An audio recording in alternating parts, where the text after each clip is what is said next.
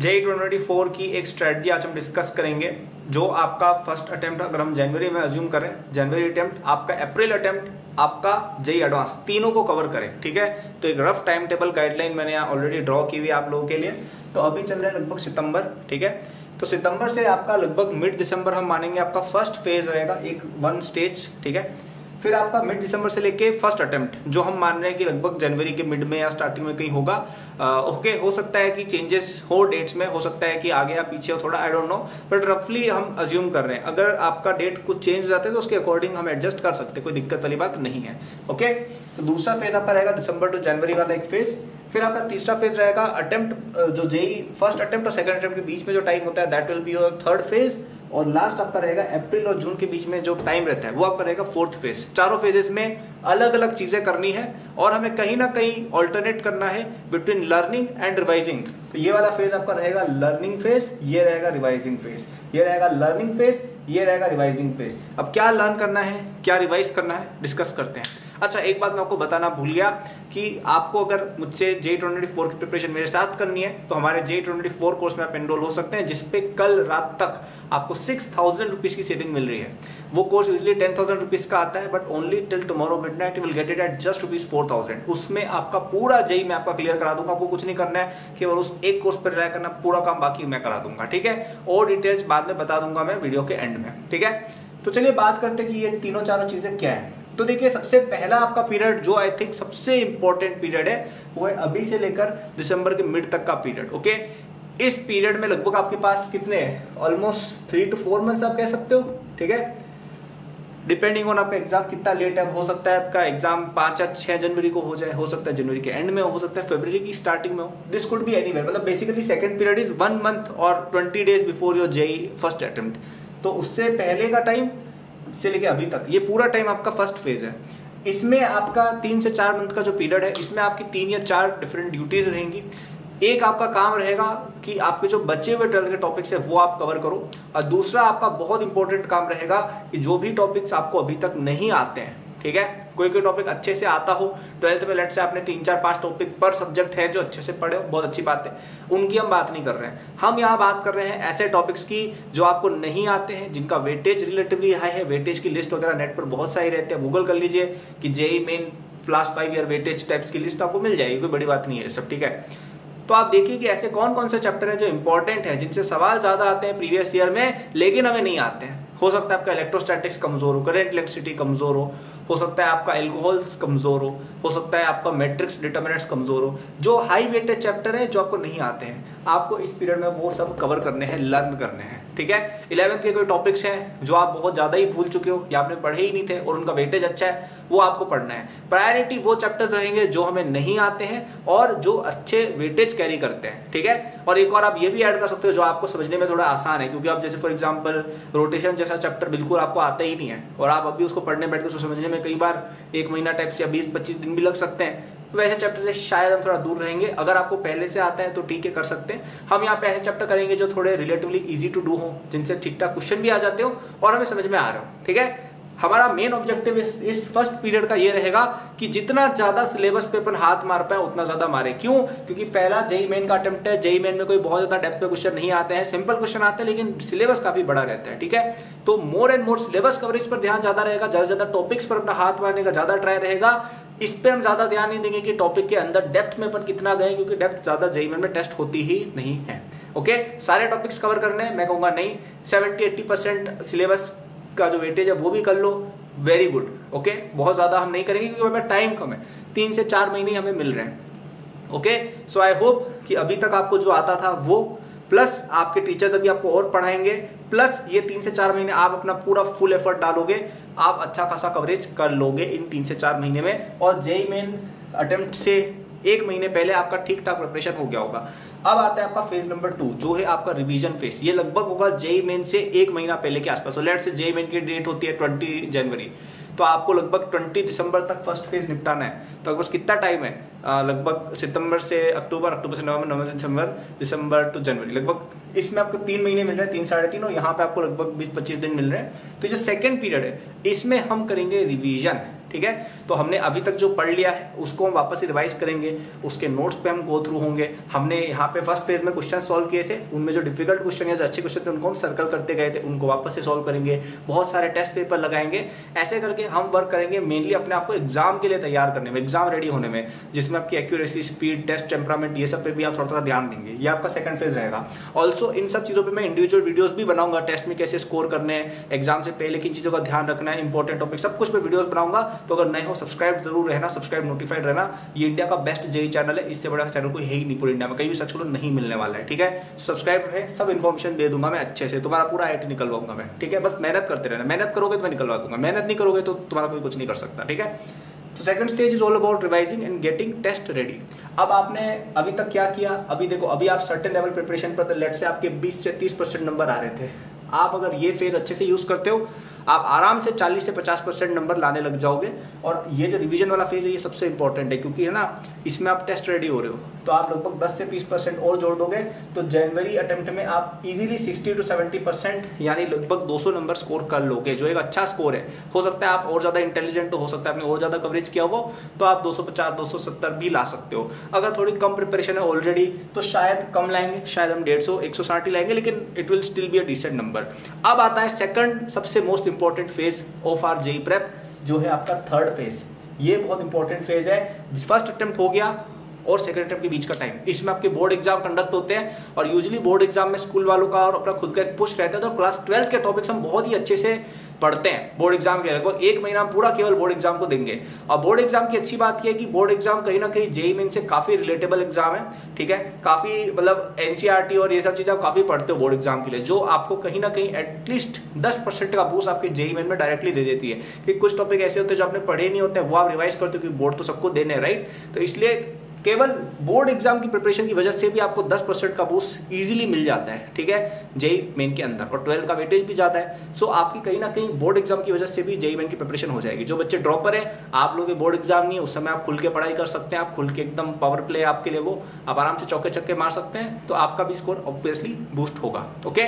Plus हमें यहाँ पे जो 3 महीने मिल रहे हैं, लगभग 3 महीने जो मिल रहे हैं, 1 महीना तो चलो हमने बोर्ड एग्जाम में गवा दिया, 2 महीने अपने पास अभी भी बचे हैं। अब ये जो 2 महीने है, इसमें ना तो आपका स्कूल चल रहा है ना कि कोचिंग चल रही है, आप पूरे टाइम फ्री हो, ओके। और कोचिंग चल भी रही होगी तो वो रिवीजन क्लासेस होंगी, जो कहीं ना कहीं आपकी पढ़ाई के लिए ही है।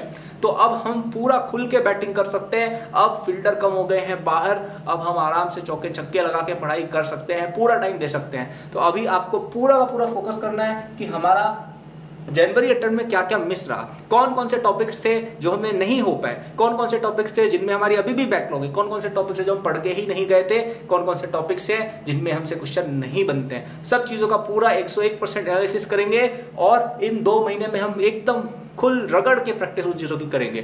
क्योंकि ये ऐसा पीरियड जब हर बच्चा पढ़ने लग जाता है, क्योंकि एग्जाम पास आ गए और कहीं ना कहीं जनवरी अटेम्प्ट लोगों को आईना भी दिखा देता है। अभी तक सब लोग बबल में जी रहे होते हैं कि हम तो बहुत मचा देंगे, लेकिन जनवरी अटेम्प्ट में परसेंटाइल कम आती है, सब लोग ठंडे पड़ जाते हैं थोड़े, और आप कहीं ना कहीं पढ़ाई अपने आप ज्यादा करोगे, क्योंकि बोर्ड्स भी होंगे और पढ़ाई का माहौल चल रहा होगा पूरी दुनिया में।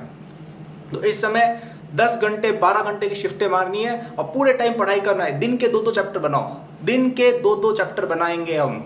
ऐसी प्रिपरेशन होनी चाहिए, दिन के 2 चैप्टर रिवाइज कर रहे हैं, दिन के 2 चैप्टर की बैकलॉग क्लियर हो रही है, दिन के 2-2 टेस्ट अपन मॉक दे रहे हैं, दिन के 500 क्वेश्चन अपन बना रहे हैं। ऐसी प्रिपरेशन करनी होती है इस समय पर, और आप करोगे भी, मेहनत करोगे तो ही रिजल्ट आएगा, मेहनत नहीं करोगे तो यार क्या होगा, ठीक है। ये सब मैं बातें 50 कर सकता हूँ, लेकिन आप जब तक अपनी तरफ से एफर्ट नहीं डालोगे, देखो कुछ भी नहीं होने वाला है, ठीक है। तो ये आपका थर्ड फेज रहेगा। It will be all about, है ना, batting at your full potential, सारा दम लगा देना है शरीर का, क्योंकि यही है लास्ट। क्योंकि बाद में तो अपन एडवांस के अंदर तो हम कुछ अलग चीज करेंगे, लेकिन यही है लास्ट अटेम्प्ट, यही है। और ज्यादातर बच्चे मेंस के लिए एम करते हैं। So this is the deal, this is where all your syllabus should be completed, this is where all your doubts should be completed, this is where you should know everything on your fingertips. और बहुत अच्छा खासा time मिल रहा है, यहाँ पे भी अच्छा खासा टाइम मिल रहा है, यहाँ पे भी अच्छा खासा टाइम मिल रहा है। इवन आज भी कोई बच्चा शुरू कर रहा है ना, बिल्कुल जेईई का अता पता ही नहीं है, वो भी कर सकता है क्लियर भाई।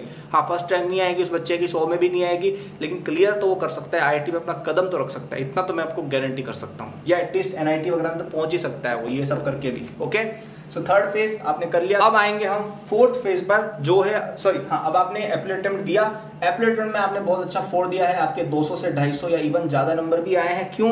क्योंकि आपने मेरी वीडियोस देखी है, मैंने जो बातें बोली है वो बिल्कुल करी है, आपने मेरे कोर्स से पढ़ाई करी है, आपने एनसीईआरटी पढ़ी है, आपने क्वेश्चन सॉल्व किए हैं, आपने रिविजन किया है, आपने लर्न किया है। अगर ये सब सच में आपने मेहनत के साथ किया है ना, ये पूरे पीरियड में अगर आप सच में 8-10 घंटे लगा रहे थे तो आप कर लोगे, इतना आराम से कर लो, गारंटीड है कर लोगे। ठीक है, कोई बच्चा अगर इतना नहीं कर पा रहा है ये सब करने के बाद भी, इसका एक ही आंसर है कि भाई तुमने पढ़ाई नहीं की है उतनी। इसका यही आंसर है कि तुम लास्ट में नहीं पढ़ रहे थे जितना तुम्हें, या तुम्हारी लाइफ में कुछ और ही लफड़ा चल रहा है इसलिए तुम नहीं कर पाए। ठीक है, तो आप ये होपफुली कर लेंगे। फिर आता है अपना लगभग 40 डेज या 45 डेज का पीरियड मिलता है जेईई मेन और जेईई एडवांस के बीच में।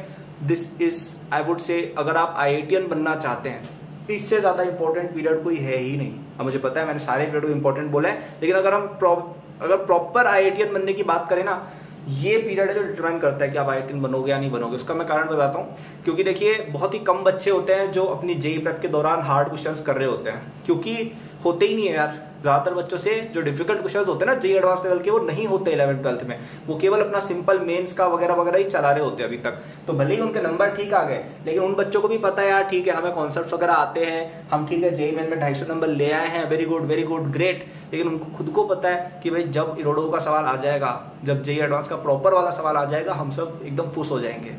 तो वहां पे बच्चे इस पीरियड में अपने आप को उस लेवल पर लेके जाते हैं। तो देखिए एक बात आपको समझनी होगी कि जेईई एडवांस के अंदर लगभग 50% क्वेश्चन जो होते हैं वो इजी ही होते हैं इस बच्चे के लिए, आपके लिए इजी नहीं है। लेकिन ये जो बच्चा है ना, जो जेईई मेन के अंदर इतना सब पढ़ के गया है, तो आपको अभी लग रहा होगा कि ये क्या बोल रहे हैं, लेकिन अब आप सोचो ना यार, आपका जब जेईई मेन अप्रैल अटेम्प्ट हो जाएगा तब तक कितना टाइम बीत जाएगा। तब तक आप अभी अपना पूरा एफर्ट डाल के रिवाइज करोगे, फिर आप फर्स्ट अटेम्प्ट के लिए पढ़ाई करोगे, फर्स्ट अटेम्प्ट दोगे, फिर आपके बोर्ड एग्जाम होंगे, बोर्ड एग्जाम की तैयारी करके दोगे, फिर आपका अप्रैल होगा, अप्रैल के लिए तैयार करके दोगे। तो आप इतनी बार रिवाइज कर चुके होगे चीजें कि आप अच्छा स्कोर करने लग जाओगे तब तक। भले आप कोई भी हो, भले आप बिल्कुल ही लास्ट बैच वाले बच्चे हो, तब भी आप तब तो रिलेटिवली बेटर करोगे, राइट।